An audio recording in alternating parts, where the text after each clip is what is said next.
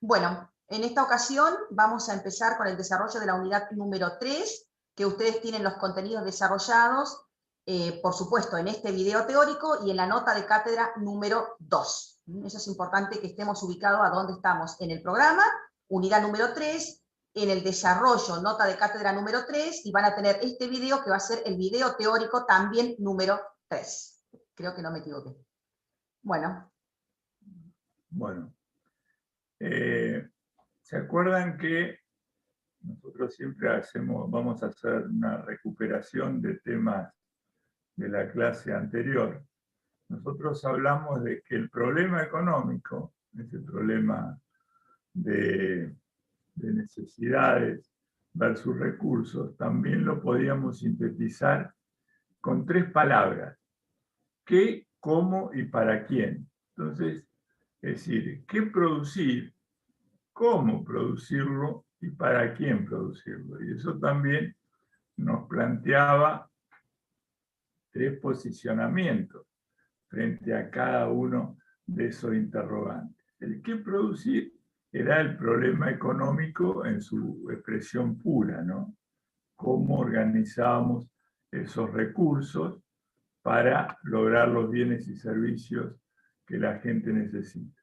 El cómo producir era un problema más tecnológico, que eso tiene que ver con qué y cómo vamos a usar los factores de la producción, y el para quién tal vez es el que redondea todo y el que justifica todo, es cómo la economía va a organizar el reparto de esa producción para que llegue al consumo de la mayor cantidad de gente posible. Acá ya hay una cuestión social o de equidad.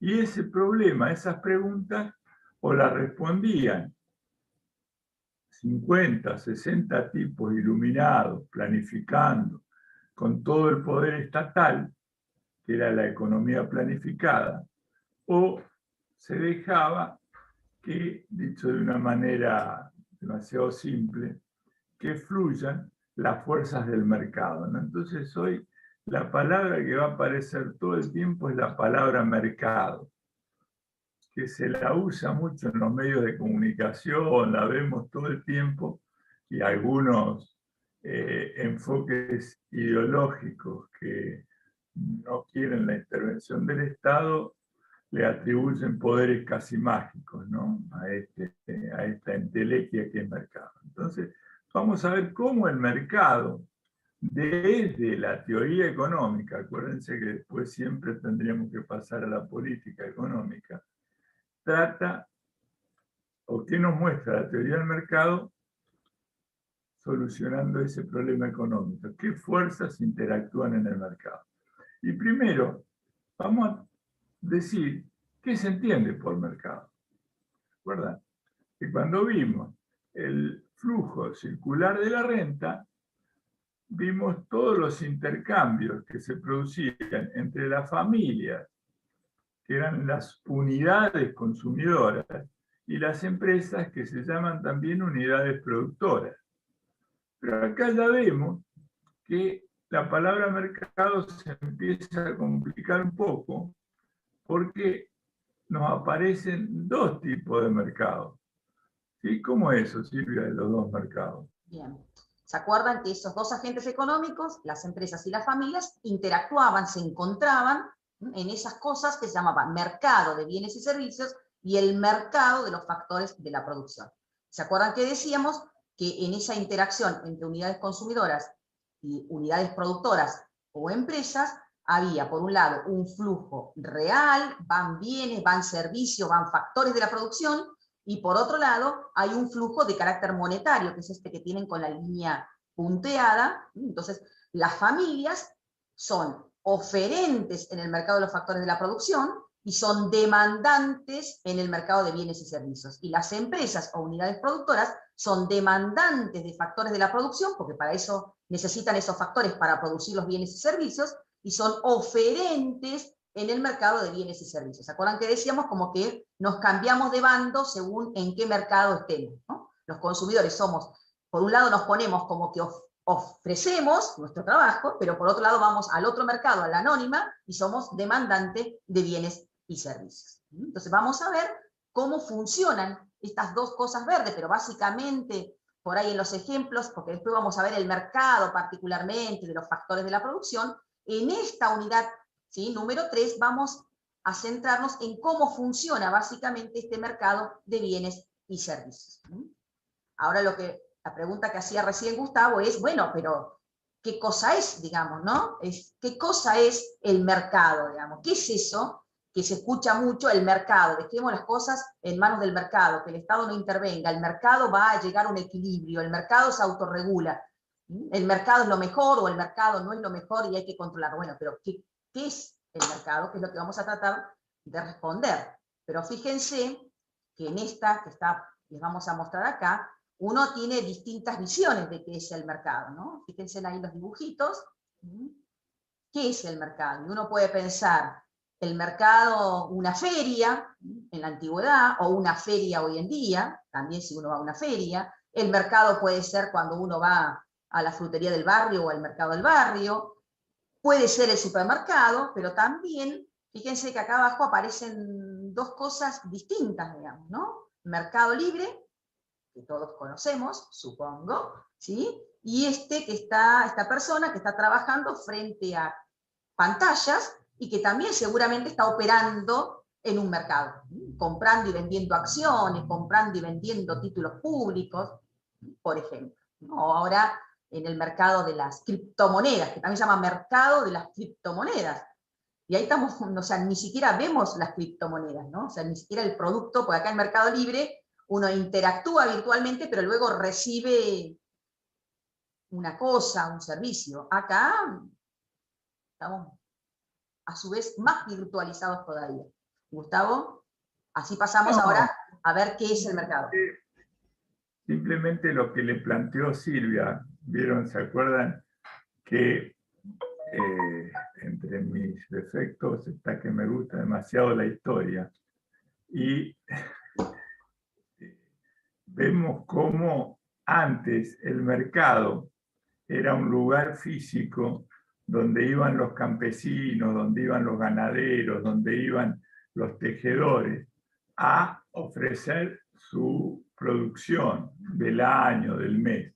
Entonces, cada tanto se juntaban en algún lugar, generalmente era en la plaza de un pueblo, y ahí hacían los intercambios. Entonces el mercado era un lugar físico. Hoy todavía existen determinados mercados que funcionan así. En Buenos Aires, por ejemplo, ustedes habrán escuchado hablar que hay un mercado de Liniers, que es donde todos los ganaderos llevan las vacas para que después las compren los frigoríficos. Está el mercado concentrador, que es donde llevan todos los agricultores o todos los fruteros y productores de verduras. Entonces vemos cómo el mercado era un lugar, básicamente. O sea, todas las principales ciudades del mundo, piensen en las principales ciudades que hoy las vemos, Buenos Aires mismos y demás, eran ciudades que estaban donde había algún accidente geográfico importante, ya sea un río, un puerto. Entonces, por eso las ciudades se formaron a través del mercado como lugar físico. Después tenemos los mercados que ya son de una manera más chica, más tratado individualmente, que son el mercado del barrio, la carnicería, el multirrubro, donde vamos y compramos, ¿sí?, cualquier cosa. Después están los mercados, obviamente, también en mayor escala, los supermercados, los hipermercados, los shopping. Todos esos son lugares físicos donde se concentran, sobre todo mercadería, y la gente va, o sea, la llevan ahí los vendedores y van los compradores. Pero ¿qué fue pasando después? Fíjense, después empezamos, o sea, las principales transacciones del mercado se realizan por vía electrónica, donde está, pero por lejos, la mayor cantidad de movimientos económicos, de compra-venta, de oferta y demanda, son por medios electrónicos. Por ejemplo, el caso que afecta a nuestra economía regional es el petróleo, por ejemplo. No es que todo el petróleo, millones y millones de litros, se lleven a algún lado y ahí vienen millones y millones de barcos. Todo eso se realiza desde una computadora. Y después ven, retiran tal lado. Y hoy en día, ¿qué fue pasando? Como la economía es cambiante, fue migrando de la reunión física de compradores a vendedores, ya no solo para los grandes productos, como pueden ser la soja, el petróleo,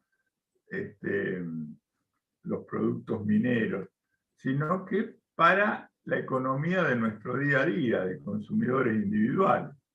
Entonces vemos cómo esta nueva forma del mercado se transformó ya no en un espacio físico, sino se transformó en mecanismos, dispositivos que nos permiten esa interacción virtual.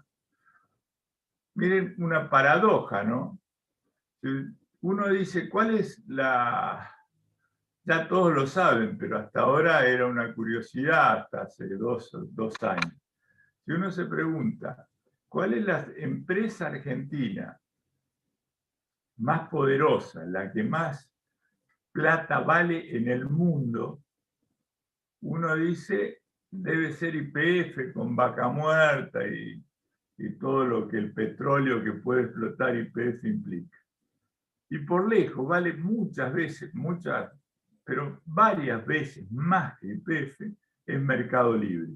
En realidad, uno dice que es un sitio de internet, pero permite millones de intercambios. Entonces vemos cómo lo que está pasando ahora, fíjense, paradójicamente, con la educación, que fue migrando del contacto físico, del contacto personal al contacto virtual, en el mercado venía pasando hace tiempo y como hoy ya está acentuado a niveles exponenciales, ¿no? Esto de la pandemia provocó ese corrimiento, ¿no? Y ya prácticamente el contacto o del lugar o los mercados como lugares físicos se circunscriben al mercado de alimentos y de productos perecederos. Y a veces ni eso, porque lo hacemos por ¿cómo se llama? Por comercio electrónico, por email, ¿no? Bueno, comentarle a otra característica, vamos a volver para atrás, lo que les decía Gustavo, cambiante en el tiempo. ¿Sí? Es decir, lo demostramos recién, hablando de las ferias en la antigüedad, a esta nueva situación en donde son sitios. ¿Y qué permite el mercado? Digamos, sea una cuestión física, o sea una cuestión virtual o un sitio, ¿qué pasa en esa institución, mecanismo, dispositivo, sea físico, sea virtual? ¿Qué es lo que pasa ahí? Y en eso pasan que se juntan dos fuerzas, digamos, nos encontramos dos fuerzas. ¿Y cuáles son esas dos fuerzas que actúan, ya sea en el espacio físico o en el espacio virtual o sitio de internet, en el caso de Mercado Libre? ¿Quiénes nos encontramos? ¿Qué dos fuerzas se encuentran? Y por un lado, la demanda, y por otro lado, el otro lado se encuentra la oferta. Es decir, en cualquiera, si ustedes piensan, en cualquiera de los ejemplos que estaban ahí, sea una feria, donde estaba, bueno, la demanda y la oferta, una fuerza y la otra físicamente y cara a cara, en un espacio, en una plaza, o en el almacén del frente, donde también nos encontramos dos, hasta en un almacén de barrio uno encuentra hasta el mostrador como división de esas dos fuerzas, digamos, y en el sitio de internet, en Mercado Libre, ¿con quién nos encontramos? Y los demandantes con el otro que está del otro lado, en un espacio virtual, en una conexión, etcétera, etcétera, que es la oferta. Es decir, siempre en el mercado, entonces, cualquiera sea su forma a través de lo cual ha cambiado a lo largo del tiempo, siempre nos encontramos dos fuerzas, la demanda y la oferta. Y eso es lo que vamos a tratar de ver. ¿Cómo actúan? O sea, ¿qué es esto de la demanda? ¿Qué significa la demanda de un bien? ¿Qué significa la oferta de un bien? Y cómo nos encontramos y para qué nos encontramos. Es decir, ¿qué genera ese encuentro de esas dos fuerzas? Fíjense que acá pareciera como que hay un equilibrio, digamos, ¿no? Entre las dos fuerzas. Bien. Pero la pregunta que ahora nos tenemos que hacer, porque también, digamos, en la anterior uno dice, bien, la oferta y la demanda. Bueno, pero acá estamos igual que antes. Perfecto. Pero ¿qué es la demanda para el mercado? ¿No? Porque también, digamos, acá acuérdense que es en el mercado. ¿Qué es la demanda en el mercado? ¿Y qué es la demanda, Gustavo? Bueno, fijémonos, acá viene otra palabra, otra cuestión que tiene que ver con la economía como ciencia que vimos antes, ¿no? Porque nosotros, cuando vamos a trabajar estos términos económicos, cuando vamos a las definiciones de estos términos económicos, tenemos que utilizar, valga la redundancia, terminología económica específica. Pero para entender las cosas, si tuviéramos que hablar el lenguaje de la calle, en lenguaje común, por ejemplo, podríamos decir que la demanda es la fuerza que representa las ganas de comprar que tienen los consumidores de bienes y servicios. Que con las ganas solos, como en todos los órdenes de la vida, no se hace nada, sino tiene que juntarse las ganas de comprar y la capacidad para comprar. Cuando vamos a analizarlo desde la terminología económica, nosotros la definimos, hay muchas definiciones, pero esta es la que aparece en todos los libros, en todos los idiomas. Decimos, la demanda son las distintas cantidades, esto refleja cuánto queremos comprar, de un bien o servicio que los consumidores están dispuestos y en condiciones. Estas son condiciones, cualquiera de las dos, ya le digo, las ganas no alcanzan, y yo puedo estar en condiciones de comprarme un montón de cosas, pero si no me gustan, no me las compro. De comprar a los distintos niveles de precio durante un periodo específico. Y acá corresponde hacer una salvedad sobre la que vamos a volver después. ¿Sí? Porque si yo tengo ganas de comer arroz, ¿sí? Eso va a depender de qué. Va a depender de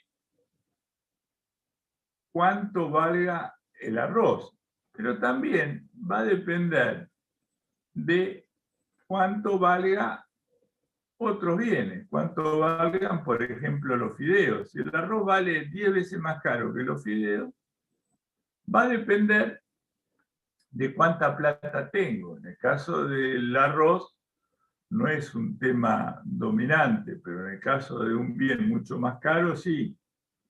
Va a depender de qué tanto me gusta el arroz. Si yo soy un loco del arroz, pero si no lo como como una comida más, no voy a estar tan dispuesto a comprarlo. Y como hacían nuestras madres, nuestros abuelos, también voy a comprar arroz, depende pensando en lo que puede pasar con el precio más adelante. Y después voy a comprar arroz, por ejemplo, se viene Semana Santa, y Semana Santa como tradición se come pescado o no se comen carnes rojas, y a veces el arroz, por una cuestión de temporada, después vamos a ver cuál es el nombre, se consume más arroz. Entonces, una pavada como comprar arroz, me revienta la cabeza, estoy pensando un montón de cosas a la vez. Y la teoría,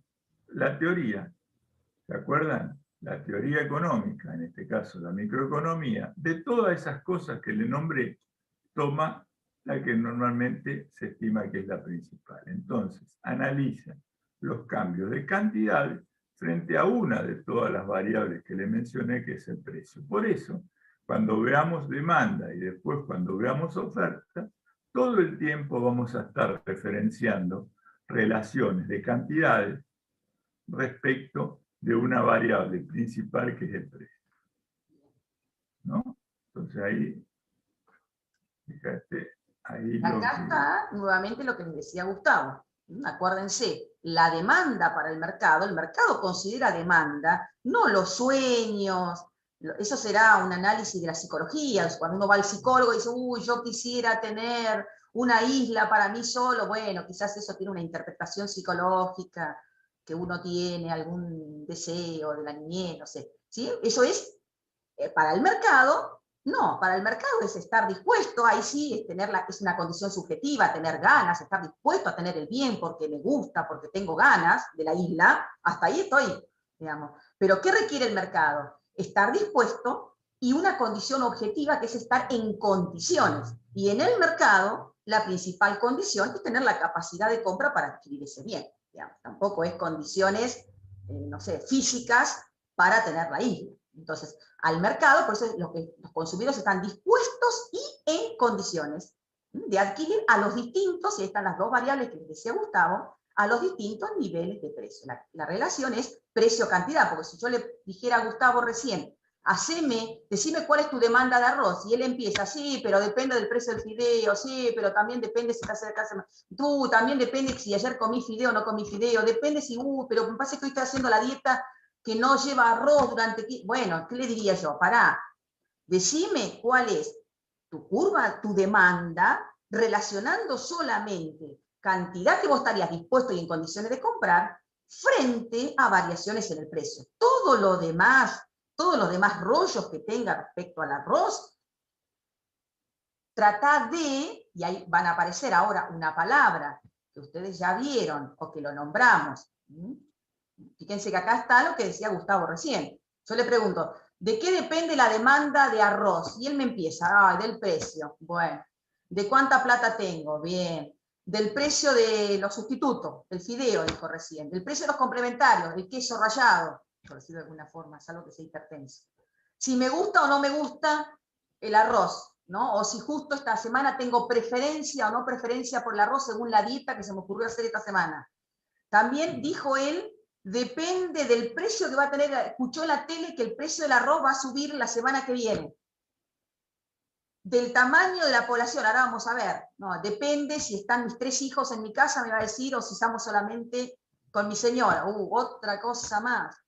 Y me dice también de la Semana Santa, o sea, me dijo un montón de cosas. Entonces, fíjense que acá lo que está más grandote, y por algo está más grandote, de todas esas cosas, de lo que depende la demanda de arroz del profesor, le voy a decir, no, pará, y explícame la relación de tu cantidad demandada de arroz por semana, pero con esta sola variable. ¿Sí? Porque fíjense que si no es recontra complejo y aparte no agregamos otras cosas. Digamos. Imagínense que cuando uno va a comprar un bien, a uno se le pasan en la cabeza millones de cosas, hasta el estado de ánimo con el cual uno llega al supermercado. ¿No? Si ya en el supermercado hay una cola para entrar, ahora, típico de pandemia, ya entramos de mal humor. ¿No? Y compramos las dos cosas más importantes y resulta que nos olvidamos el arroz, que era para mañana. ¿Sí? Entonces, por eso, ahora vamos a volver acá, el precio es lo que está. Concentrate en el precio, desde le diría. Concentrate en el precio. Dale. ¿Se acuerdan? Tiene que ver con lo que vamos a hacer siempre, o lo que nos obliga a hacer siempre la teoría económica en esta construcción de modelos, ¿no? Esas palabras latinas rarísimas que es heteripario. Trabajemos con el precio y por lo menos en un primer análisis congelemos, dejemos constante todas los otros cuestiones, que en realidad en terminología económica se llama todos los otros determinantes. Entonces ahí vemos ya cómo pasamos a una segunda herramienta de la teoría. La primera es cuando estamos definiendo, ¿sí? Y después, cuando tratamos de construir modelos, ¿y se acuerdan a quién recurríamos para construir modelos? Que dijimos, cuidado, que se ha recurrido tanto que la herramienta pasó a ser más importante que el mueble que tenía que construir, a las matemáticas. Entonces, ¿cómo es una forma que nos ayuda a mirar un modelo? Nos ayuda su formulización, ¿no? Su expresión como una fórmula, o el dicho más habitual, como una ecuación. Y luego de la ecuación, en este caso ya definimos las variables, podemos construir una tabla que nos permita comparar la interacción entre las dos variables. Entonces, pasamos de la ecuación a la tabla. Y acá vemos, por ejemplo, una tabla de demanda, esto sería de una familia, de, por ejemplo, carne vacuna. Y acá también el aumento de precio nos gana la previsión, digamos, porque creímos poner precios reales hace 20 días y hoy la tabla ya se nos quedó desactualizada nuevamente, digamos. Sí, sí, ni hablar lo del año pasado, o sea, que vemos cómo todo el tiempo estamos trabajando con esto, ¿no? Según el precio, y esto simplemente como un aviso, estamos como para anticiparnos, esto también vemos que lo saben otros más que nosotros, que son los que venden carne, ya sea en los supermercados o en algunas carnicerías, que a veces nos ofrecen la carne más barata, pero si compramos 2 o 3 kilos, que después decimos voy a frizar, voy a hacer esto, voy a hacer el otro, pero ya el problema lo tenemos, en el caso que lo podamos comprar en la heladera. Pero vemos que acá que vemos como primera señal así importante que va a regir casi todas nuestras decisiones económicas. Que cuanto más caro esté algo, en condiciones normales, racionales, pensando lógicamente, menos ganas vamos a tener de comprarlo. Entonces, claro, esto por sí solo así hay un montón de otros factores, como pasaba con el arroz, pero acá tenemos lo que sería una tabla que podía ser explicable de la demanda de carne. ¿En función de qué? Las cantidades en función de qué? Del precio. ¿Esto es lo único que está jugando en la vida real? No.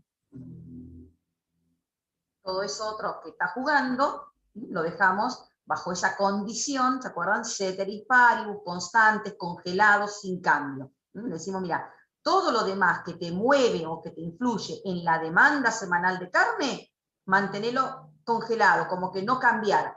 Sabemos que eso en la realidad no existe, digamos. Cuando uno va al supermercado hay un montón de variables, decíamos, que nos influyen, pero vamos a suponer que nuestra reacción está solamente de la cantidad demandada, solamente en función del precio.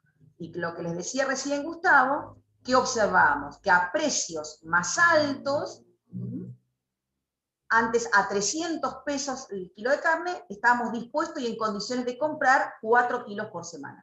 Cuando el precio sube a 600, estamos dispuestos, y acuérdense, y en condiciones, ahí es donde se nos complica, capaz que tenemos la misma disposición y las mismas ganas. O sea, las ganas no cambiaron de hace una semana cuando la carne subió. ¿Qué es lo que nos cambió? Y estar en condiciones. Antes teníamos 1.000 pesos en el bolsillo y nos comprábamos 3 kilos y un poco más de carne con 1.000 pesos. Y ahora con 1.000 pesos, y eso que no está actualizado lo que decíamos la tabla, nos compramos 1 kilo 300, 400 según de qué carne. Entonces, acuérdense, dispuesto y en condiciones. Lo que acá el precio y vamos a verlo un poquito más adelante en otra unidad, el aumento de precio hace que ese estar en condiciones se nos complica, digamos, ¿no? El estar dispuesto por ahí no. Tenemos la misma gana de comer asados, pero bueno, se nos complicó un poco en condiciones. Esta tabla, podemos hacer una ecuación matemática, podemos mirarlo en forma de tabla, y podemos también mirar esto que le está pasando a este pobre hombre cuando mira los precios, podemos mirarlo construyendo una gráfica. Acá tienen la gráfica donde tenemos precio en este eje, en el eje de las Y, y cantidad en el eje de las X. Entonces representamos lo mismo que estaba en una tabla en una forma gráfica. Y esa relación que vemos, que a precios altos la cantidad demandada es menor que a precios bajos, o sea que a precio de 300 estamos dispuestos y en condiciones de comprar 4 kilos por semana. Cuando el precio sube a 600, estamos dispuestos y en condiciones de comprar solamente 1 kilo por semana. La representación gráfica nos dice que la relación que hay entre esas dos variables es inversa. A mayor precio, dispuestos y en condiciones de comprar menos. A menores precios, dispuestos y en condiciones de comprar mayor cantidad. ¿Querés agregar algo? Así paso a la próxima. No, ahora vamos a ver que, fíjense, que cuando cambia el precio, cambia la cantidad. Pero la raya roja no varía. O sea, la demanda no cambió. Entonces, ahí va a haber una cosa, es decir, cambió el precio y cambió la cantidad demandada. Y otra cosa es decir, cambió el precio y cambió la demanda. O sea, la relación no cambió. Lo que cambió es algo dentro de la relación. Entonces, esa relación inversa nos lleva a un cambio dentro de la misma función, ¿no? Entonces, después vamos a ver, ¿y cuándo cambia la línea roja? Y eso lo vamos a ver ahora un toque más adelante. A un toquecito. Acá tenemos la ley de la demanda, que es lo que venimos diciendo hasta ahora. A mayor precio, menor será la cantidad demandada, y a menor precio, mayor la cantidad demandada, y acá tienen lo que estábamos diciendo. Siempre y cuando, ¿se acuerdan que decíamos una de las cosas importantes son los supuestos? Bueno, siempre y cuando, suponiendo, ¿se acuerdan que para analizar esa realidad compleja suponemos un montón de cosas? ¿Qué suponemos acá? Que todos los demás factores o determinantes que influyen en la demanda, ¿se acuerdan que decíamos el precio de los sustitutos, el precio de los complementarios, si me gusta o no me gusta, la estacionalidad, todos los determinantes de la demanda se mantienen constantes, ¿no? Que tiene ese nombre, ceteris paribus. Eso es lo que dice la ley de la demanda. Analiza solamente el comportamiento de la cantidad demandada de un bien frente a una de las variables, que es la que se considera más importante, que es la variable precio.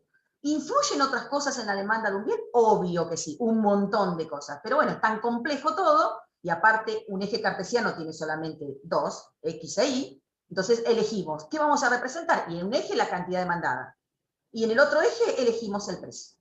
¿Bien? Eso es lo que muestra la ley de la demanda. Y ahora está lo que decía recién Gustavo, así ponemos el resto ya. Si varía el precio de la carne vacuna, fíjense, si sube el precio de 500 a 600, el consumidor, ese señor que estaba pensando, o Gustavo, que lo pusimos hoy de ejemplo hace un ratito, él va a moverse de este punto, cuando la carne valía 500, el consumidor estaba dispuesto y en condiciones de comprar o de demandar 2 kilos. Cuando el precio sube a 600, es como que el consumidor camina sobre su curva de demanda y se para acá, porque acuérdense, ya no está tan en condiciones de comprar los 2 kilos de antes. Ahora va a estar en condiciones y dispuesto a comprar solo 1 kilo. Eso es un movimiento sobre la misma curva, porque fíjense, la curva de demanda no varía. Lo que hace el consumidor es trasladarse sobre la misma curva de demanda, o sea que lo que cambia no es la demanda, porque la demanda sigue siendo la roja. Lo que le cambió es la cantidad demandada.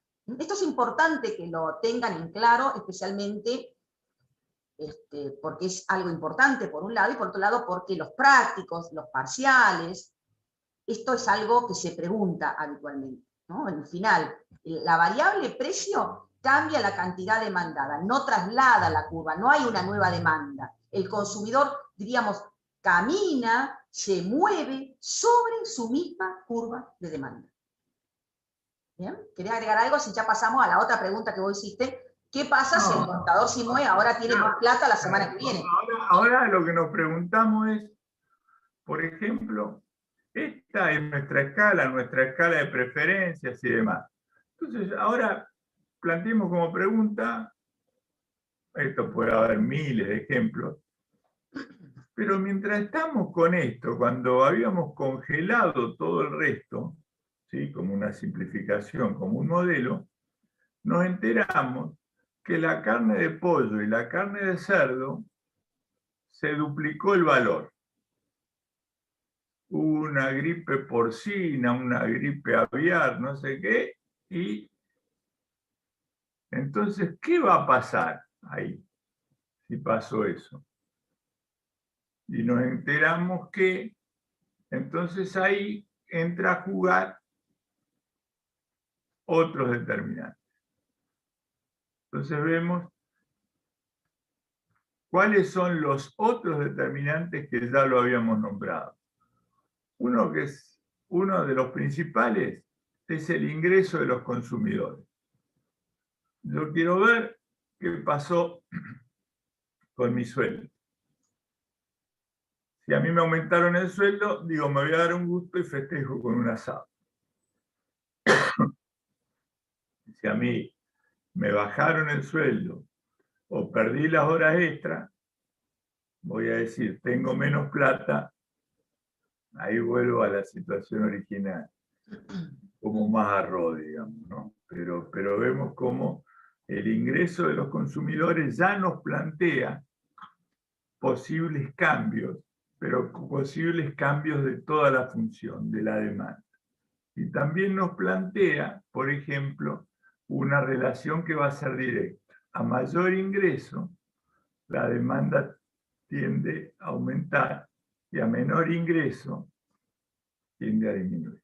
En los libros, se estudian de otro libro, el sinónimo que se utiliza también es ingreso o renta de los consumidores. ¿Puedo agregar una de las palabras que usás vos mucho? Sí, depende. Claro. Claro. Después vamos a ver que también depende. Después vamos a ver que también depende, porque está bien, tenés razón, porque hay, la economía es tan rica que hay determinados bienes que por ahí se comportan raro, ¿no? Pero bueno, que no es tan raro. No. Después vemos, ¿y el precio de otras cosas tiene que ver o no tiene que ver? El precio de otros bienes. Sí, tiene que ver, ¿por qué? Porque los bienes, ¿para qué lo usábamos? Para satisfacer necesidades. Entonces, nuestra necesidad, por ejemplo, de comer carne, puede ser reemplazada por la carne porcina, ovina o por pescado. Entonces, hay otros bienes que me permiten satisfacer la misma necesidad. Esos bienes se llaman bienes sustitutos. Lo que esté pasando con los bienes sustitutos me va a influir en la demanda del bien que esté analizando. Así como dijimos, con la demanda de arroz, probablemente puede tener que ver el precio de los fideos, con la demanda de carne vacuna, probablemente tenga que ver el precio de otras carnes, por ejemplo. Entonces, vemos. Pero, ¿qué pasa? La carne, ¿cómo me la como? Agarro, me compro un pedazo de carne y cuando vengo al supermercado abro la bolsa y empiezo a comer la carne cruda. No. Para comer carne o para comer arroz, fíjense, Silvia les mencionó en el caso del arroz, yo necesito combinarla con otras cosas, prepararla de otra manera. Entonces vemos que para la actividad de consumo no consumimos un bien individualmente, sino que consumimos combinaciones de bienes. Entonces, existe otra categoría de bienes que son los bienes complementarios. Entonces uno tiene que ver ¿Qué está pasando con los bienes complementarios que yo necesito cuando estoy consumiendo cualquier cuestión? Pero para los ejemplos que venimos dando, por ejemplo, cuando venimos consumiendo carne, digo, bueno, ¿compro carne para un asado o para un guiso? Yo no tengo idea de la cocina, les aviso. Pero, por ejemplo, una cuestión a evaluar es, pucha, está carísima la leña y el carbón. Entonces, compro carne, por ejemplo, para hacer al horno, ¿no? Fíjense lo que mencionó Silvia. Arroz, ella en algún momento dice, y bueno, ¿qué pasa con el queso rallado? Entonces vemos que también estamos mirando qué pasa con el precio de bienes que reemplazan la misma necesidad o que se complementan, van mutuamente para satisfacer la misma necesidad. Entonces, esto lo vemos en casi todas las necesidades que tenemos que satisfacer, en casi todas, ¿no? Porque existen bienes complementarios. Depende del celular que tenga, van a ser las aplicaciones que puedo comprar o no, los videojuegos que pueda comprar o no. Depende el auto que tenga, van a ser los insumos que ese auto van a necesitar, desde los elementales como nafta o gasoil, a un montón de otros bienes complementarios. Cualquier bien, piense usted, tiene determinados complementos. Muy pocos bienes por sí solos no necesitan de otro para satisfacer las necesidades. Después, Silvia les mencionó algo que es así como hablamos, recursos limitados, escasos, necesidades ilimitadas, ¿no? Una cuestión, una confrontación que siempre va a pasar por nuestra cabeza cuando estemos razonando económicamente. También siempre vamos a tener ese choque, lo que quiero y lo que puedo. O dicho de otra manera, lo subjetivo, lo que depende de mí, de mi psiquis, de mis ganas, y lo que depende de mi bolsillo. Pero cuando hablamos del determinante por excelencia subjetivos, o los dos por excelencia subjetivos, donde prevalece lo subjetivo, con los precios prevalece obviamente lo objetivo, porque es lo que está en el precio del supermercado, lo que está en el precio de internet, lo que está. Pero cuando vemos lo subjetivo, vemos los gustos y preferencias y las expectativas sobre cómo me va a ir, ¿no? Entonces, si veo que, fíjense, y los gustos y preferencias también son dinámicos, cómo han cambiado en los últimos tiempos. Y cómo han cambiado, volvemos otra vez a tratar de entender los tiempos actuales desde el pasado también. Cómo han cambiado respecto de los gustos y preferencias de nuestros padres. Y cómo han cambiado respecto de los gustos y preferencias de nuestros abuelos. Y el otro punto que cada vez está más presente en las decisiones económicas es la cuestión de las expectativas. He dicho en términos comunes, es cómo pienso que me va a ir, o cómo pienso que va a ir en lo objetivo, qué pienso que va a pasar con los precios y qué pienso que va a pasar con los ingresos futuros. Entonces él veía, me llama la atención, que hay un mercado mayorista nuevo que vino y siempre tiene cola. Entonces yo digo, ¿qué pasa? Y debe ser que vende más barato. Pero creo que vende muchas cosas por bulto cerrado. No sé por qué no fui nunca. Creí que está donde estaba un corralón de materiales.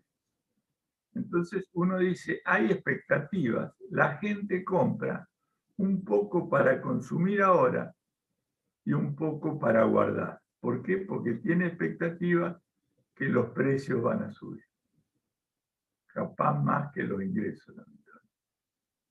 Y luego lo que decía Silvia, una cuestión que ya es objetiva y estrictamente cuantitativa, que es el tamaño de la población. Por eso se dice que la economía tiene que crear cada vez más bienes, producir, porque cada vez somos más. Que esto, fíjense, esto pasa en nuestra casa cuando recibimos visitas o cuando están todos nuestros hijos.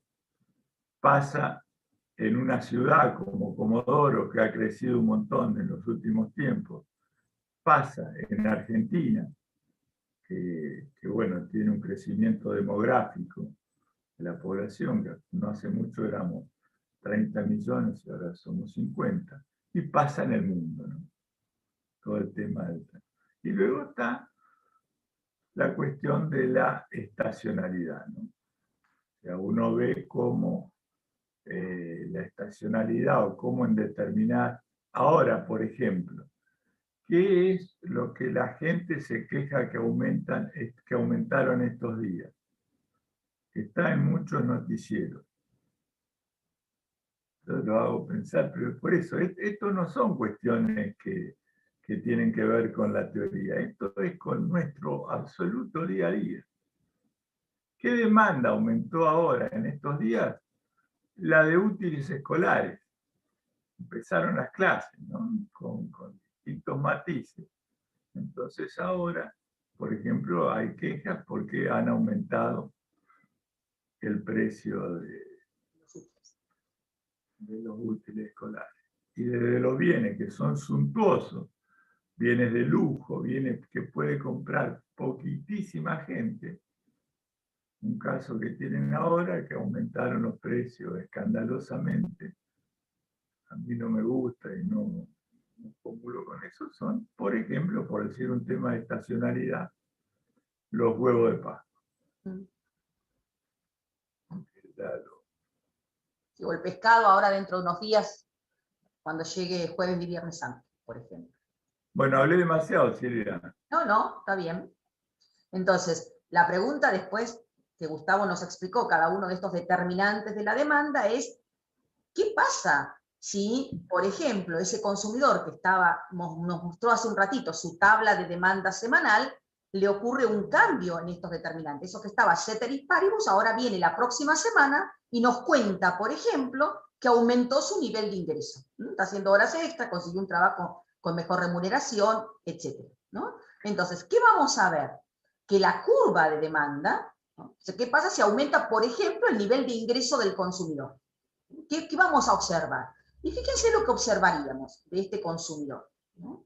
El consumidor, antes del cambio de ingresos, la semana pasada, nos hizo su tabla de demanda y nos había dicho esto que está acá. Nos había dicho que a 600 estaba dispuesto y en condiciones de comprar solo 1 kilo, pero si bajaba a 500 estaría dispuesto y en condiciones de 2 kilos, y si llegaba a bajar a 300, esto para que nos pongamos contentos, en realidad la lectura es de abajo para arriba, a 300 estaría dispuesto y en condiciones de comprar 4 kilos. Resulta que ahora viene y nos dice que le aumentaron el ingreso, ¿no? Consiguió de vuelta un nuevo trabajo, un trabajo mejor remunerado, etc. Y dice, les voy a hacer mi nueva tabla de demanda. ¿Y qué vemos acá? Que a 300 él estaría dispuesto y en condiciones de comprar no 4 kilos, ahora 5. Y a 400, que antes estaba dispuesto y en condiciones de comprar 3, ahora 4. Y a 500, de 2, pasó a estar dispuesto y en condiciones de comprar 3. Y a 600, que antes estaba dispuesto y en condiciones de comprar solo 1 kilo por semana, ahora viene y nos dice que está dispuesto y en condiciones de comprar 2 kilos por semana. Es decir, ahora, de esta tabla de demanda que tenía, de esta curva de demanda antes del cambio de ingreso, parece que nos hizo, no parece, sino nos hizo una nueva tabla de demanda, o sea, una nueva demanda. ¿Y eso cómo lo veríamos en el grafiquito si lo miramos gráficamente? Si lo miramos gráficamente, ¿se acuerdan? Esta roja era la tabla de demanda que tenía el consumidor la semana pasada, cuando vino a clase, se juntó, ahora se reunió con nosotros virtualmente y nos había dicho esto. Resulta que ahora viene esta semana y nos dice que ahora tiene una nueva función de demanda. debido al aumento en la renta. Es decir, ahora sí cambió la demanda, porque ya es como que hasta roja la podríamos tachar, ya no es la curva de demanda de este buen señor.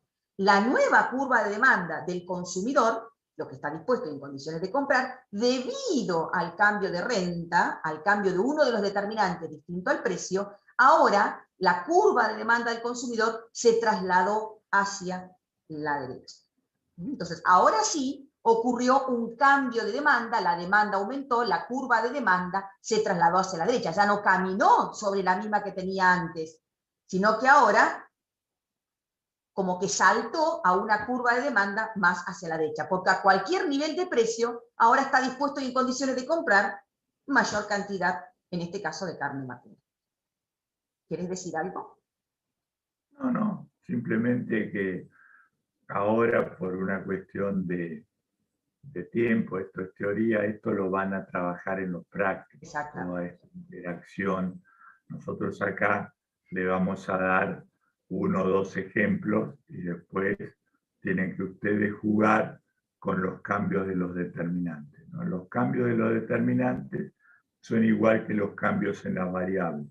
Generan básicamente relaciones directas o relaciones inversas. Lo que le explicó Silvia es una relación directa. Mayor renta, mayor demanda. Desplazamiento, bueno, ahí está. Ahí estamos. Porque vemos que cuando cambian los determinantes, cambian las curvas, cambia la función, cambia toda la demanda. ¿Cómo cambia? Y cambia para arriba o para abajo, en forma directa o en forma inversa. Y haciendo un rápido repasito, con el ingreso de los consumidores, la relación es directa. Mayor ingreso, mayor demanda, menor ingreso, menor demanda. Con el precio de los bienes sustitutos, la relación es inversa. Sube el precio del bien, perdón, es directa. Sube sí, es directa. Es directa. Sube el precio del bien sustituto, consumo menos del sustituto, consumo más de mi bien. Mi bien es el de la demanda roja. Baja el precio del bien sustituto, me voy al bien sustituto, consumo más de bien sustituto, más carne porcina, más carne de pollo, menos de carne vacuna. Con los bienes complementarios, la relación es inversa. ¿Sí? Sube muchísimo el precio del carbón, algo menos asado, consumo menos carne. Sube, no sé, cambian los precios de los bienes complementarios, bajan, digo, pucha, está bueno, me compro o me regalan 3 bolsas de leña, y digo, bueno, ya tengo una parte del asado hecho, me motiva a comprar más carne. Cambio en los gustos y preferencias, obviamente esto es una relación directa, ¿no?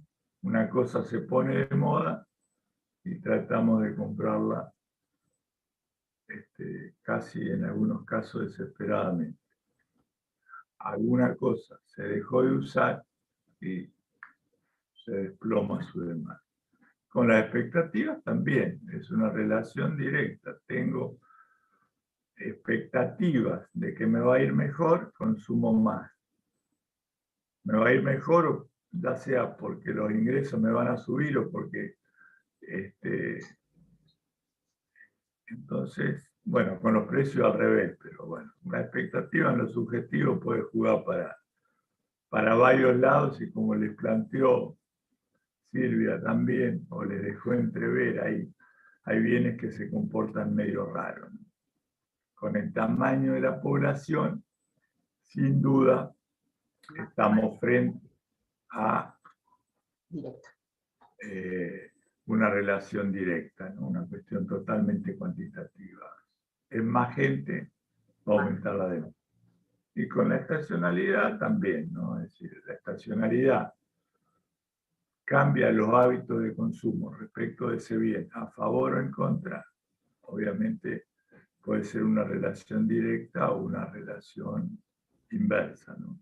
Pero bueno, eso cualquier cambio de cualquiera de estos determinantes cambia la demanda y la curva se desplaza, como recién les decía Gustavo, según para qué lado, de acuerdo a cómo varía ese determinante y cómo se comporta la demanda frente a esos determinantes. Bueno, acá fíjense que recién nosotros teníamos las demandas de individuos, o sea, la demanda del mercado. ¿Se acuerdan que hablamos del mercado de bienes y servicios? Va a estar compuesto por la suma de la demanda de cada uno de nosotros. La demanda de carne vacuna en el mercado va a estar compuesta por la sumatoria de las demandas individuales de los 50 millones de habitantes que somos. Acá tienen cómo se suma. Esto se llama suma horizontal, porque a cada nivel de precio, por ejemplo, a 600, este consumidor demanda 2 kilos por semana, a 600, este consumidor demanda 4 kilos por semana, la cantidad demandada, por lo tanto, a 600, la cantidad demandada del mercado, que acá estamos suponiendo, también valga la idea de supuesto, que somos solamente 2 consumidores en el mercado, va a ser de 6 unidades. Las 2 unidades que está dispuesto y en condiciones de comprar el consumidor 1, más las 4 unidades que está dispuesto y en condiciones de comprar el consumidor número 2. Pero ¿se acuerdan que habíamos dicho que el mercado tenía 2 fuerzas? O sea, acá estamos solamente mirando el mercado desde la visión del demandante, en donde el precio casi es un obstáculo, digamos, ¿no? O sea, no estamos muy contentos cuando vemos los precios de las cosas. Pero dijimos, nos encontramos uno de un lado del mostrador y otro del otro lado del mostrador, como lo vemos en el almacén de barrio. Acuérdense que esto de los mostradores hoy en día está bastante desvirtuado. Pero igual, en Mercado Libre nos encontramos también la de los demandantes, y del otro lado, quien nos contesta los mails cuando las preguntas en Mercado Libre, es el oferente. Entonces, nos tenemos que preguntar, bueno, del otro lado hay otra fuerza, que es la oferta. Bueno, pero ¿qué es la oferta? ¿No? Y acá, fíjense, que es, nuevamente, encontramos palabras, cantidades, fíjense, dispuestos, condiciones, a distintos niveles de precio en un periodo específico. O sea que estamos con las mismas variables y lo mismo, digamos, ¿no? Porque el oferente también tiene que estar dispuesto a tener ganas de ofrecer, no sé, estamos dispuestos a hacer modelos de ropa, los dos con los profesores, con el profesor, bueno, estamos dispuestos. La otra es, estamos en condiciones, ¿no? Entonces, acá también está lo subjetivo, estamos dispuestos a producir, no sé, cohetes de alta tecnología, estamos dispuestos, como zona del Golfo San Jorge. Estamos en condiciones tecnológicas, de materia prima, de recursos. Entonces acá vuelve lo mismo. Y nuevamente, fíjense, hay 2 variables. Cantidad ofrecida y precio. Entonces volvemos a estar exactamente lo mismo. Las 2 variables que estamos dispuestos y en condiciones de ofrecer a distintos niveles de precio en un periodo determinado. Y vuelve la pregunta. Cuando yo quiero ofrecer, ¿no?, horas, vamos a suponer horas de economía, en la virtualidad, estamos somos youtubers, estamos dispuestos y es la única variable que nos influye es cuánto ganaríamos, es decir, el precio que nos pagarían por hora para ofrecer, o hay otros determinantes que nos influyen también. Y acá volvemos exactamente a lo mismo. Fíjense, ahora Gustavo les va a mostrar esto, estamos exactamente igual que antes. Esperen que quiero correr esto que está acá, que no sé cómo correrlo para acá abajo. Bien, ¿de qué depende entonces? ¿Solamente de cuánto nos van a pagar? ¿Del precio nada más? ¿O de otras cosas también? Y acá, cuando empezamos a analizar la oferta, hacemos la misma estructura de razonamiento que teníamos como consumidores de la demanda. Pero acá miramos si estamos ofreciendo bienes, tenemos que ponernos el chip de los productores, de los fabricantes, de los que van a ofrecer. Y entonces decimos, cuando ofrezco un bien, como dijo Silvia, por ejemplo, horas de clases, ¿solamente pienso a cuánto me pueden pagar la hora de clase? Y la pregunta es, no solamente eso. ¿Por qué? Porque una cosa es por cuánto estoy dispuesto a trabajar, pero otra cosa es qué tengo que utilizar. Si los alumnos me piden una tecnología muy exclusiva, voy a tener que contratar o tener una computadora muy sofisticada, o voy a tener que trabajar con cuestiones muy muy específicas, como puede ser realidad aumentada, realidad virtual, etc. Entonces uno dice, y bueno, ¿y cuánto va a salir esto? Si tengo que contratar un programador, digo, dar clase me va a salir carísimo, ¿no? También tiene que ver, esto vale para producir un auto, a producir desde lo más sofisticado, como puede ser alguna prestación de consultoría o de clase, hasta algo elemental. Sí, me pongo a reparar zapatos, ¿no? El oficio de zapatero, que ya casi no existe. ¿Y qué tengo que tener en cuenta? El precio de cuánto puedo cobrar cada cambio de suela, y tengo que ver cuánto me van a salir el cuero que tengo que comprar, cuánto está saliendo la luz, cuánto está saliendo la máquina, etc. Y el estado de la tecnología interactúa con esto de los factores productivos, porque influye también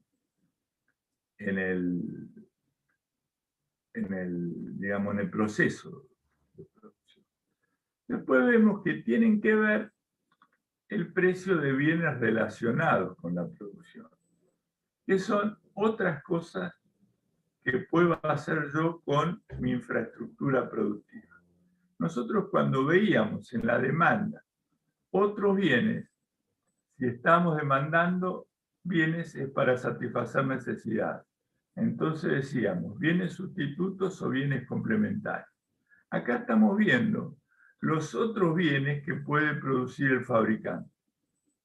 Entonces son bienes relacionados en los procesos de producción, no en los procesos de consumo. Entonces, ¿cómo sería un ejemplo acá?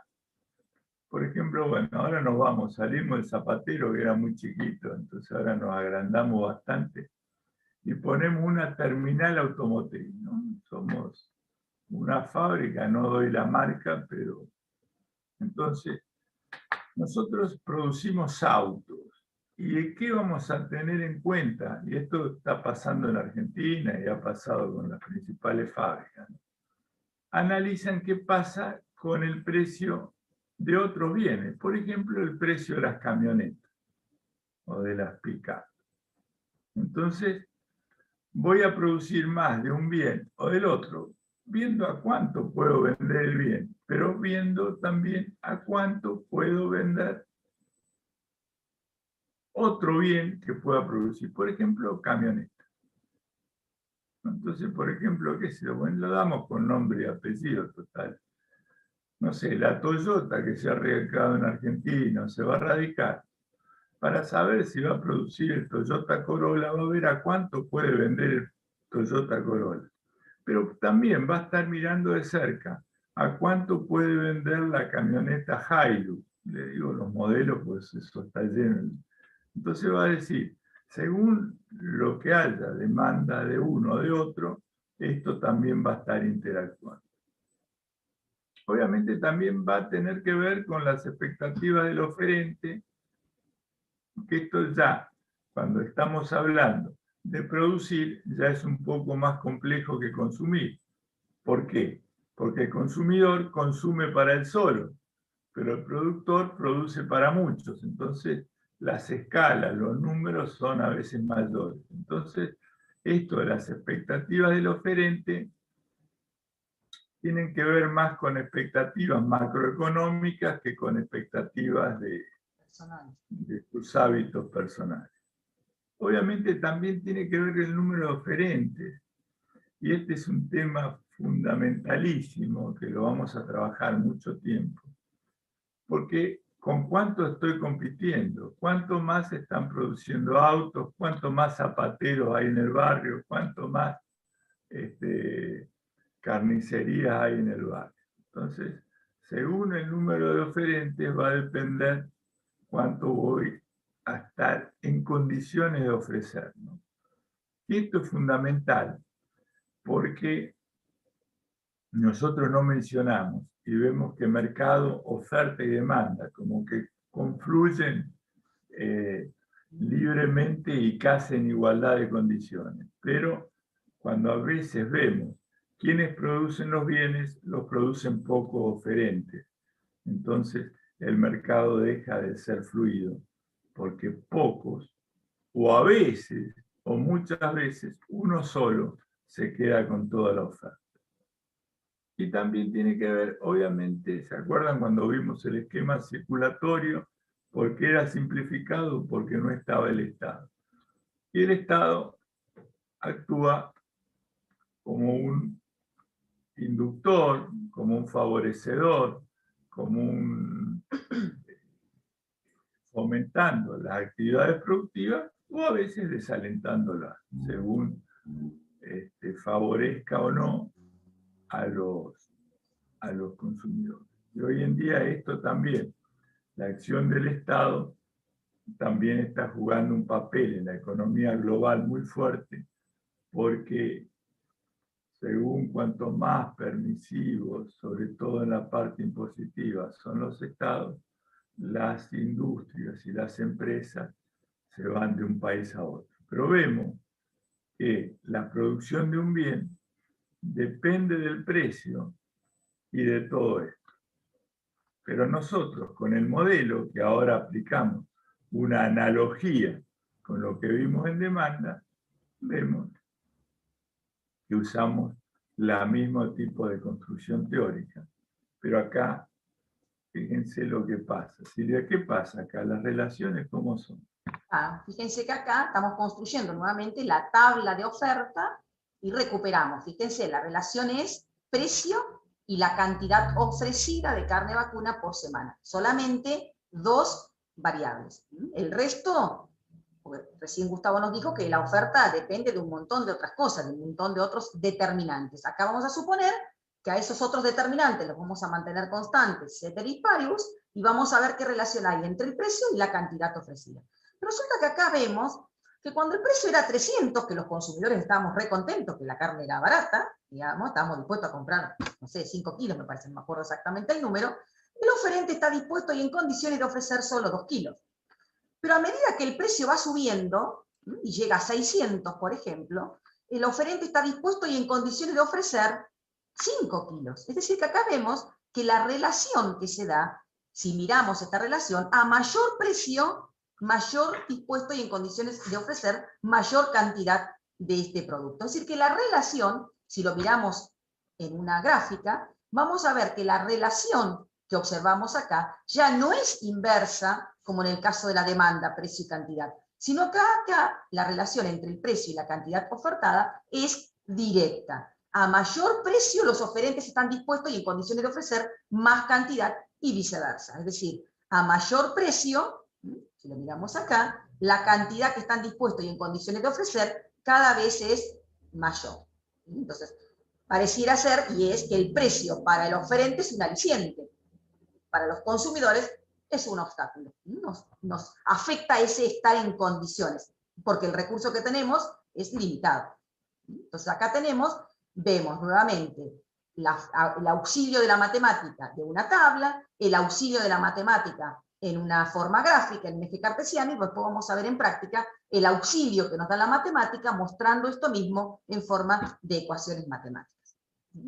Pero bueno, que no cunda el pánico antes de tiempo. Bien.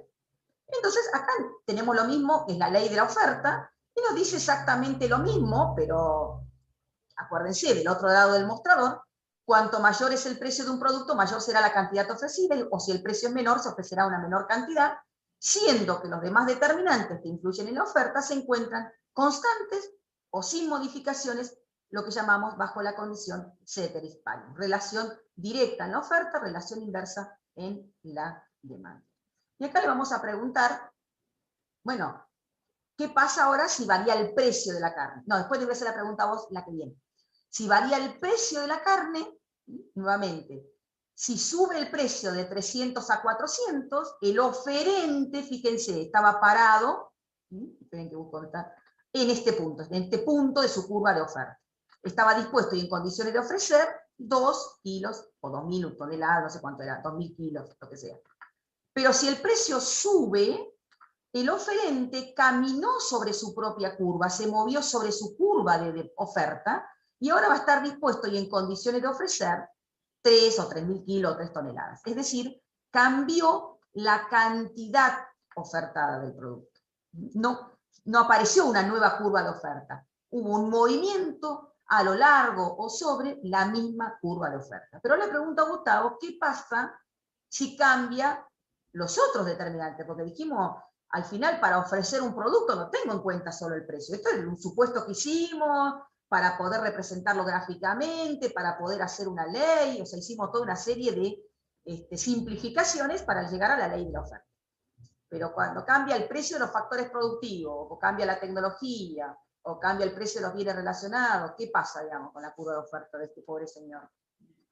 Acá vemos que, fíjense, el esquema era el mismo. La función se construye con dos variables. Fíjense, ahí las tenemos en el eje de coordenadas, precio y cantidad. Cuando cambia, de hecho en la realidad cambia, cualquiera de los otros determinantes, lo que cambia es la función. En este caso es la línea azul. Lo que cambia es todo el sistema de relaciones entre las variables. ¿Y qué puede pasar? Puede pasar que cambien el precio de los factores productivos. Cuando cambia el precio de los factores productivos, obviamente se produce una relación inversa. ¿Por qué? Porque si a mí me cuesta producir, yo para vender al mismo precio que antes voy a estar dispuesto a ofrecer menos. O sea, la oferta, acá tenemos que tener, si no la vemos clara, podemos tener confusiones. Pero, ¿qué significa? Uno dice, se fue para arriba gráficamente. ¿Creció? No, disminuyó, porque yo acá tengo un precio. Y digo, a este precio, a un precio cualquiera, estoy dispuesto a ofrecer menos cantidad. Y esto pasa mucho, ¿no? Aumentaron el precio de los factores productivos, obviamente eso me lleva a achicar la oferta. Esto pasó, fíjense, con la carne vacuna, es una cosa que se critica mucho, porque para producir carne vacuna, ¿qué dos cosas se necesita, básicamente? Esto es un problema de la economía argentina, ¿no? Para producir carne vacuna se necesita, son obviedades, pero ustedes quiero que relacionen que todo esto son cuestiones de la realidad, cuestiones que nos pasan, cuestiones que nos afectan. Para producir carne vacuna se necesita vacas y pasto. Así de sencillo, ¿no? Y para producir pasto se necesita tierra. ¿Qué pasó? El precio de la tierra, de arrendar un pedazo de campo, aumentó. ¿Por qué aumentó? Porque muchos prefirieron sembrar soja, que daba más plata. Entonces se destinó menos espacio a las vacas, se produjeron menos vacas, se venden más caras las vacas. Entonces vemos ahí cómo el precio de los factores, y esto vale para un montón de cosas, ¿no? Entonces uno dice, no sé, quiere arreglar algo hoy en día, y dicen, sale carísimo el arreglo. ¿Por qué? Porque tiene insumos importados. Aumentó el dólar, hay que importar con ese valor, los factores de la producción obviamente se hicieron más caros. La tecnología, o sea, precio de factores, variación de la oferta, relación de qué tipo, relación inversa. También está enganchado el tema de la tecnología. Esto es otra gran discusión que hay, otro gran cambio. Pero bueno, a mejoras de tecnología hay mejoras en los sistemas productivos. A mejoras en los sistemas productivos hay mejoras en la oferta. Entonces podemos presuponer que la tecnología, en principio, hay una relación de tipo directa. Mejor tecnología, más producción. ¿Cuál es la contra? Es que, acuérdense, como antes, ¿no? Tecnología y factores productivos están totalmente enganchados. Porque la tecnología es los mecanismos por los cuales vamos combinando los factores. Después tenemos bienes relacionados en la producción, eso también lo vimos. Acá tenemos una relación inversa. Aumentó el precio, los valores internacionales de la soja, el campo en lugar de ponerle vaca lo plantó con soja, aumentó el bien relacionado, la relación es inversa, la oferta se achicó. Hay mucha demanda porque se reactivó la economía, el petróleo y el agro y demás, se producen más camionetas que se demandan, o la gente está dispuesta a pagar más por la camioneta que por los autos, obviamente relación inversa, produzco menos autos. Después tiene que ver con las expectativas del oferente, esto también pasó. Fíjense, pasó también con las automotrices, pasó con muchas actividades fabriles. Muchas empresas, por ejemplo, por el efecto de la pandemia, no pudieron colocar toda la mercadería que habían producido. Sobre todo pasó en algunos casos en indumentaria, etc. Entonces se le empezaron a juntar lo que se llama inventario, stock de mercaderías que no pudieron vender. Entonces las expectativas dijeron, no va a aumentar la demanda muy rápido, entonces, ¿qué hago? Produzco un poco menos de lo que producía, me dedico a vender lo que ya produje. Entonces, acuérdense, las expectativas pueden generar variaciones positivas o negativas. Pueden haber desde las expectativas, según el escenario que vea,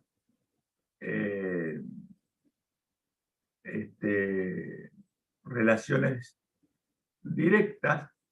Si veo un escenario, si lo veo con función, veo escenarios de un modo optimista, o relaciones inversas en oferta, si lo veo en el sentido contrario. Y obviamente también tiene que ver con, volvemos, el número de oferentes, ¿no? Esto también, ¿qué parte del mercado me quedo yo? ¿Qué parte del mercado domino yo? ¿Con cuántos competidores tengo que enfrentarme? Y ahí sé qué parte del mercado quiero para mí y cómo lo obtengo. Si por la vía de precios solamente o por otras vías. Entonces veo que ahí ese tema también lo vamos a trabajar cuando veamos los mercados imperfectos. Y obviamente el rol del Estado. El Estado actúa como un incentivador o como un desanimador. Esto es. Pero acá ya tenemos que entender cuestiones de política económica, ¿no? Ya es qué es lo que está haciendo el Estado con su visión del deber ser, ¿se acuerdan? De la política económica. Ya esto tiene que ver con la economía desde el enfoque normativo, que vimos en la primera clase, positivo normativo. Bueno, este es más o menos muy apretado para dónde va, según para dónde va el determinante, para dónde va la curva. Bien, siempre acuérdense, aumenta hacia la derecha y disminuye hacia la izquierda, no arriba y abajo. ¿Por qué hacia la derecha aumenta? Porque lo que nos interesa es el aumento en este eje de la cantidad. Y la cantidad, ese eje, empieza en cero acá y va aumentando hacia la derecha. Para que no les origine complicación. Y bueno, acá vimos entonces hasta ahora sí dijimos que se encontraban las dos fuerzas, la demanda y la oferta, vimos de qué dependen, vimos cuando hay un movimiento sobre cada una de las curvas, cambio en la cantidad demandada o en la cantidad ofrecida, y cuando se desplaza la demanda y la oferta. Bueno, pero dijimos es el lugar de encuentro, es el espacio físico, virtual, institución, mecanismo, donde se encuentran las dos fuerzas. Bueno, cuando se encuentran, determinamos eso que se llama el equilibrio, el mercado estaría en equilibrio. ¿Por qué? Porque a este precio P sub E, fíjense que coinciden las cantidades que los demandantes están dispuestos y en condiciones de comprar con las cantidades que los oferentes están dispuestos y en condiciones de entregar al mercado. O sea que ahí estamos todos contentos.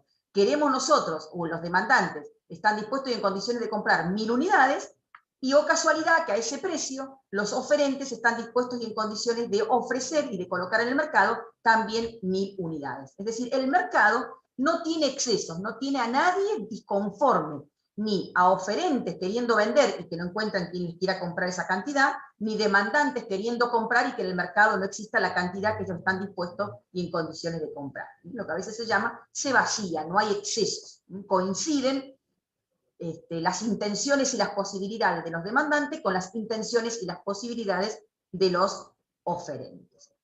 ¿Querés agregar algo? Paso a la siguiente. No, esto es lo que se muestra de determinados lugares de algunos comunicadores sociales, cómo se llega a la perfección, ¿no? Se llega, dejémoslo, después que acá llegamos y quedamos todos conformes, los vendedores con los productores. Pero hay que ver después a qué precios se logran esas conformidades y con qué cantidades, ¿no? Para cuánto alcanzó las cantidades y cuánto pueden pagar los precios, ¿no? Esto es la otra contracara del mercado. ¿Y acá qué tenemos, Gustavo? Y acá vemos que, fíjense, este mecanismo desde el punto de vista de la teoría es tan perfecto que decimos, si por ahí circunstancialmente, coyunturalmente, y esto pasa, ¿no? Porque esto es dinámico, esto no es que llegamos acá, es como un avión, no es que el avión cayó en 90 grados del cielo y se paró en un punto del aeropuerto. Estos son aproximaciones por instrumentos, ¿no? Se van acercando. Entonces, ¿qué pasa si en el mercado empieza o se establece un precio P/1, ¿no? Entonces, ¿qué vemos a un precio P/1? Y lo voy a decir, me voy a correr de la terminología económica y lo voy a decir con lenguaje de la calle, ¿no? A este precio, que es más alto que el del equilibrio, hay más ganas de vender por los oferentes que ganas de comprar por los demandantes.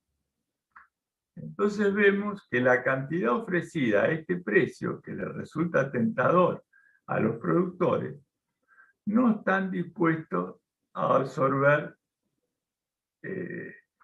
los compradores. Entonces, ¿qué pasa siempre cuando hay más ganas? Se produce más de lo que se puede colocar en el mercado. ¿Qué le pasa desde el almacenero de la esquina hasta la automotriz, ¿no? Pongámosle la Ford para no seguir con la misma marca que hay. Se le acumulan autos en el patio de la fábrica. Se le acumulan paquetes de, no sé, de arroz en los estantes. Entonces, esa acumulación entre lo que él había comprado o estaba ofreciendo y lo que le vinieron a comprar los consumidores se llama un exceso de oferta. Y un exceso de oferta lleva, desde el punto de vista práctico, a una acumulación no deseada de stock, una acumulación de inventario, dicho en términos más, pero a saldos de mercadería sin vender. Entonces sabemos que cuando se nos acumula el stock, porque inclusive también tiene un costo de almacenamiento y demás, y yo les pregunto, ¿y ustedes qué harían si pasa esto? Y si se me están llenando los estantes de mercadería no vendida, tendré que bajar el precio. Entonces, el mercado o los oferentes bajan el precio. ¿Y qué puede pasar si bajan el precio, Silvia? Y si bajan el precio, el oferente, fíjense, el oferente, dijimos, la variable precio hace que uno se mueva sobre su propia curva de oferta o de demanda. Entonces, el oferente va a ir, a medida que el precio baja, va a estar dispuesto y en condiciones de ofrecer menos cantidad. Y los demandantes vamos a estar dispuestos y en condiciones de comprar mayor cantidad. Es decir, nos vamos a ir acercando a este punto de equilibrio. Cada uno caminando sobre su respectiva, o moviéndose sobre su propia curva de demanda o sobre su propia curva de oferta, para alcanzar el equilibrio. Pero también puede ser que el precio, y ahora vamos a ver, en este caso, digamos, cuando se produce, que el precio se esté por debajo del precio de equilibrio, como en este caso, P sub 1 está por debajo de P sub E. ¿Y ahí qué pasa? Y los demandantes estamos recontentos, ¿no? Estamos parados acá, este que estoy marcando yo, cantidad de 1. Estamos dispuestos y en condiciones de comprar mucha cantidad. Y los oferentes, y dijimos la relación es directa, menos precio, menos dispuesto y en condiciones de ofrecer. Entonces, la cantidad ofrecida es menor. ¿Sí? Hay mucha gente dispuesta y en condiciones de comprar una cierta cantidad y los oferentes están dispuestos y en condiciones de ofrecer menor cantidad. Es decir, que en este caso hay un exceso de demanda, un desabastecimiento, un faltante de oferta, faltante de stock. Así como antes les quedaban con las latas de tomate amontonadas en la estantería, ahora vamos y no hay latas de tomate.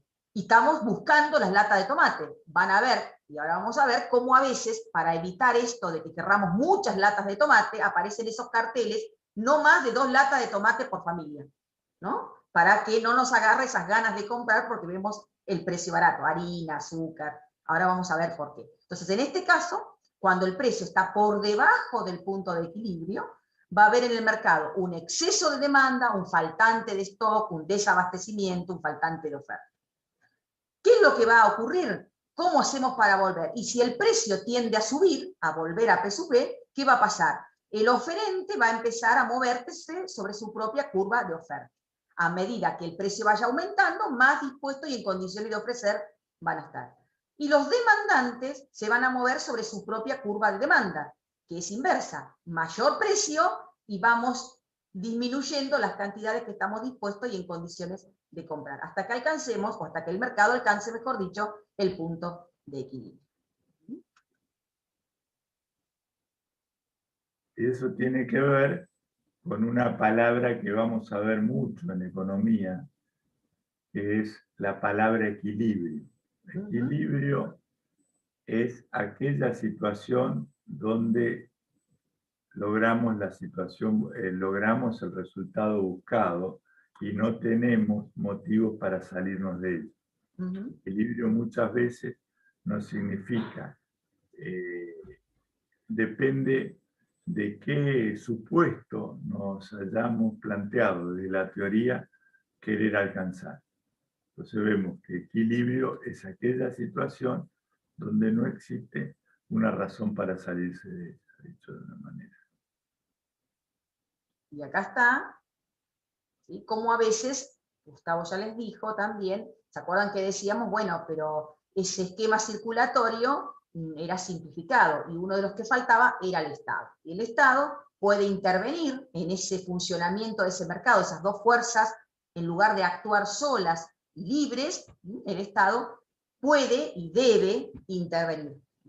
En algunos casos fijando precios máximos o precios tope, que ustedes lo conocen y lo escuchan, precios cuidados, por ejemplo, o fijando precios mínimos. ¿Cómo funciona esto, Gustavo? Nos va a explicar Gustavo ahora.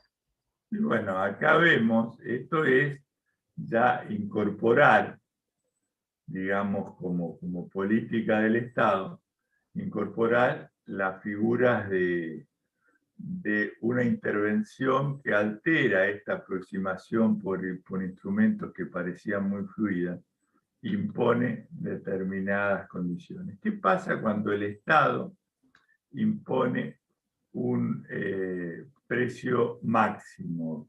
Nosotros vemos acá que los oferentes van a mantener sus niveles de cantidades y los demandantes les va a interesar ese precio máximo porque seguramente es un precio techo al que no dejaron fluir hacia arriba. Entonces, lo que ocurre muchas veces es que lo que se pretendió de la política no se pudo terminar verificando en la realidad, y fíjense, y de hecho se termina produciendo un desabastecimiento. Entonces vemos que el mercado también, si no se lo deja fluir, produce este tipo de situaciones. Y esto es una cosa que se verifica a menudo, porque también requiere controles más fuertes. Controles más fuertes implican políticas más retractivas, de retraerse, de achicarse de los productores, y a veces los problemas se agravan, lo que se pretendió favorecer terminó agravándose. Y fíjense lo que nos pasa en el día a día.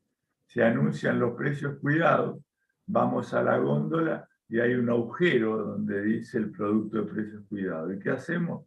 Terminamos comprando los bienes de los costados. O se ponen precios cuidados, como el Estado no puede ser un vigilador tan celoso del día a día de las empresas.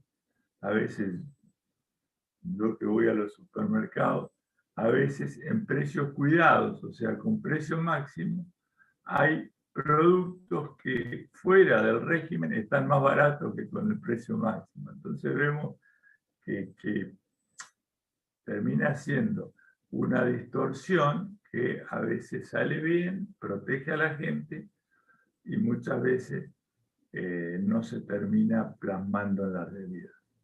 Máxime cuando, ¿se acuerdan? Nosotros mencionamos qué, cómo y para quién, pero como que eso funcionaba en un contexto de crecimiento y de estabilidad. Entonces, ¿qué significaba estabilidad o qué antónimo o cuál es la contra de la estabilidad?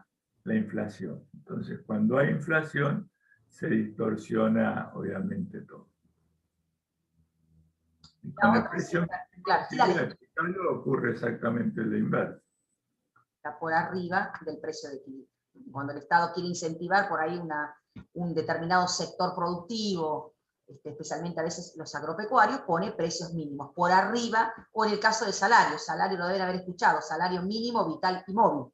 Es un salario por arriba del punto de equilibrio del mercado del trabajo, por ejemplo. Entonces, en ese caso, al tener un precio por arriba del punto de equilibrio, las cantidades ofertadas en el mercado son mayores que las cantidades demandadas. Se puede generar, digamos, o una acumulación de stock, o, por ejemplo, que a ese nivel de salario existan más personas dispuestas a trabajar que lo que las empresas están dispuestas a demandar de ese trabajar, de ese sector en particular. O sea, el precio máximo por debajo de equilibrio, precio mínimo por arriba del precio de equilibrio. Y ahora la tenemos ahí repasando. Vamos nosotros también a repasar los contenidos principales que vimos, lo que nos interesa.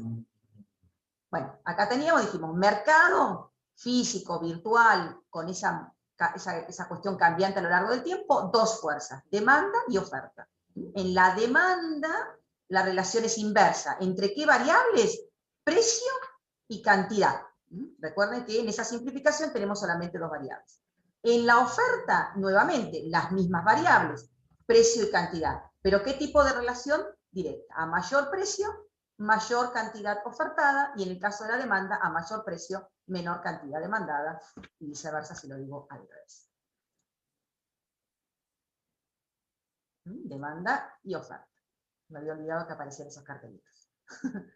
Acá tenemos que también es importante, esto es importante que ustedes memoricen, o no tanto memoricen, digamos, entiendan y puedan comprender los distintos determinantes de la demanda y de la oferta. ¿Por qué? Porque eso es lo que va a hacer qué movimiento va a tener las curvas en ese mercado en particular. En la demanda dijimos el ingreso renta del consumidor, el precio de los bienes sustitutos y complementarios en el consumo. Recuerden que acá es bien sustituto, un bien que satisface la necesidad de forma parecida. Un bien complementario es un bien que para satisfacer la necesidad lo necesito también. Quiere hacer asado, el contador necesita el carbón o la leña, o sea, no va a poder hacerlo sin eso. Los gustos y las preferencias, los gustos y las preferencias, las expectativas que uno tiene acerca del futuro. ¿Qué cosa de expectativa? Nuevamente estamos en economía y analizando el mercado. ¿Qué expectativa sobre los precios futuros y los ingresos futuros? La estacionalidad y el tamaño poblacional. Y en la oferta, ¿cuáles eran, Gustavo, los determinantes?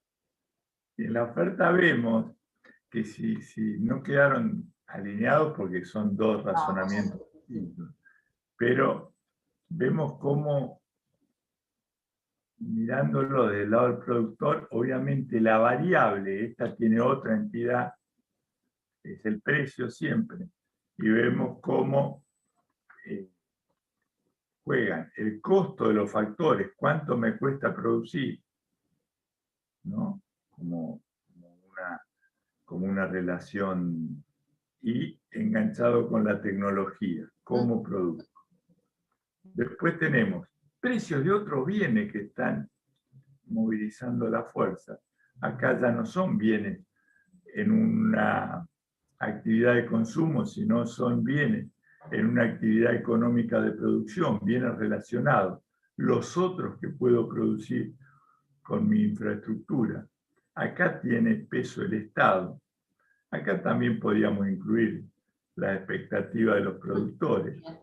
Y lo que es tamaño de la población juega también con cantidad de oferentes, ¿no? Vemos cómo el razonamiento se verifica de los dos lados. Y acá es lo que planteábamos recién. Cualquier cambio en la variable, que esta es la que está dentro de la fórmula, genera desplazamiento dentro de la misma función, dentro de la misma curva. La curva se movió, no se movió.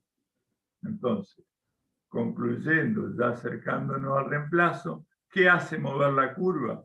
Que cambien todos los otros. ¿Sí? Aumentos hacia la derecha, disminuciones hacia la izquierda. Acuérdense, eso también es importante para no cometer errores en la interpretación. La oferta y la demanda aumenta cuando se trasladan hacia la derecha y disminuyen cuando se trasladan hacia la izquierda. Bien, bueno, y acá eso es algo, pero el equilibrio, lo vamos a manejar, digamos, lo ven en dos pedazos, digamos. Y acá tienen el equilibrio de mercado, teníamos el equilibrio del mercado. Si, por ejemplo, una curva se traslada porque, por ejemplo, aumentó el ingreso y la demanda aumentó, obviamente el mercado va a alcanzar un nuevo equilibrio a un precio mayor de equilibrio, porque P sub E' está por arriba del precio anterior, con cantidades negociadas en el mercado mayores. Es decir, que el equilibrio del mercado, en la medida en que se traslade la oferta o la demanda hacia la derecha o hacia la izquierda, se va a obtener un nuevo punto de equilibrio, o el mercado alcanzará un nuevo equilibrio. Y finalmente, para pensar, y para dejarles para que piensen, ¿qué tienen que pensar? No, decirle vos. O sea, nosotros, bueno, primero lo que queríamos un poco dejarle expresado es que, digamos, a usted por ahí le puede resultar larga la clase, nosotros la hicimos con la dinámica habitual que damos las clases en la presencialidad. Si en la presencialidad esta clase se hubiera dado en el aula magna, y hubiera demandado un tiempo similar al que nos demandó en la virtualidad, ¿no? O sea, no le encontramos la vuelta a transmitir los contenidos que pretendemos con plazos más reducidos. Para nosotros sería más fácil, tirar 2 o 3 tips, pero bueno. Y digamos, para despedirnos de este encuentro, queremos que piensen. Entonces, piensen ustedes y a ver qué tendrían que pensar, Silvia. ¿Qué tendrían que pensar? ¿Se acuerdan que teníamos la tabla de demanda de carne vacuna? Al precio de 600, el consumidor está dispuesto en condiciones de comprar solamente 1 kilo, y a 500 estaba dispuesto en condiciones de comprar 2 kilos. Entonces somos nosotros el carnicero o la carnicera. Entonces la pregunta que nos vamos a hacer es, ¿nos convendrá subir el precio de 500 a 600? Porque uno mira la tabla y dice, yo subo el precio 100 pesos y dejo de vender solo 1 kilo. Es decir, parece que está bastante bueno, ¿no? Es decir, si aumenta el precio a 100 pesos, de 500 a 600, deja de vender 1 kilo, ¿le conviene o no nos conviene subir el precio? O sea, ¿siempre conviene subir el precio? Sería la otra pregunta que uno... O sea, ¿a un almacenero siempre le conviene subir el precio? Y la respuesta, se lo vamos a adelantar, es depende. Y vamos a ver de qué depende. O sea, ¿qué concepto económico nos ayudaría a responder esta pregunta? Que el depende, ¿para qué lado va a ir el depende? En principio, los ayudamos, depende. ¿De qué? Y ahí queda el interrogante. ¿Bien? Bueno, hasta acá llegamos. Esperamos que lo hayan disfrutado, que lo disfruten cuando lo vean. Y nos vemos seguramente cuando nos veamos el lunes. Esto ya lo van a tener disponible, o sea, el lunes 15 cuando nos veamos. Esto a primera hora del día lunes, ya seguramente algunos lo van a tener con una visión así rapidita de 5 minutos. Bueno, nos vemos. Chao, chao.